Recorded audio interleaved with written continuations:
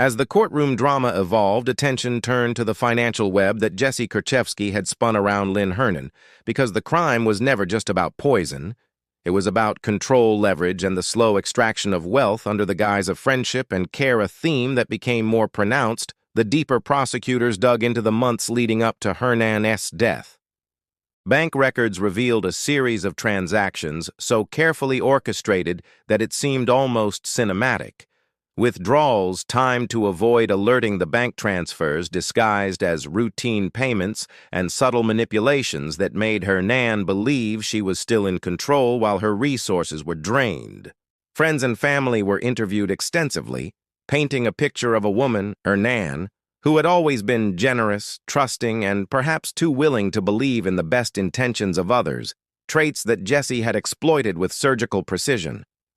The prosecution emphasized the pattern of deception, presenting emails, texts, and handwritten notes that showed Jesse coaching Hernan on where to sign, how to approve payments, and even suggesting helpful ways to manage her finances, all while systematically rerouting funds to herself. Psychologists called in to testify described this as a textbook example of manipulation, noting that Jesse's behavior was not impulsive but premeditated, rooted in both opportunity and an acute understanding of Hernan's vulnerabilities. The financial aspect was intertwined with the forensic evidence because it wasn't just about killing Hernan, it was about doing so in a way that maximized gain while minimizing risk, a slow, calculated extraction culminating in the administration of a lethal dose. During the trial, jurors were presented with charts, timelines, and flow diagrams that laid out the financial trail in stark terms, making it impossible to view the case as anything other than deliberate. Media coverage amplified the narrative, highlighting how the combination of poison and financial theft created a story that was almost too bizarre to be true. A woman turning a bottle of eyedrops into a weapon while simultaneously orchestrating the depletion of her victim's wealth.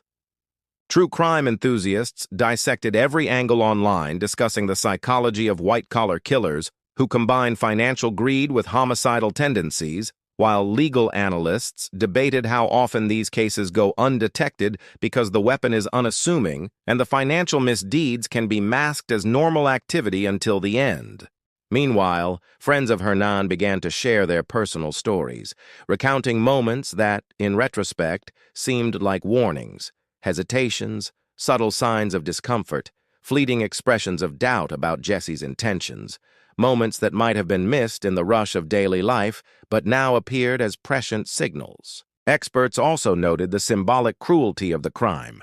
To poison someone with something designed for healing or relief, to slowly siphon their life and wealth while maintaining the appearance of care demonstrated not just intent, but a particular kind of psychological thrill that some killers derive from deception itself. The courtroom in those months became a theater for examining this rare intersection of mundane items, weaponized into instruments of death. The slow unraveling of trust and the exploitation of generosity and care, offering jurors, media, and the public a lens into the chilling mechanics of modern predation. And while the sentence would ultimately hold Jesse accountable, the broader conversation about elder abuse caregiver oversight and the potential for ordinary objects to become lethal tools lingered in the national consciousness, making Chapter 8 not just a retelling of evidence,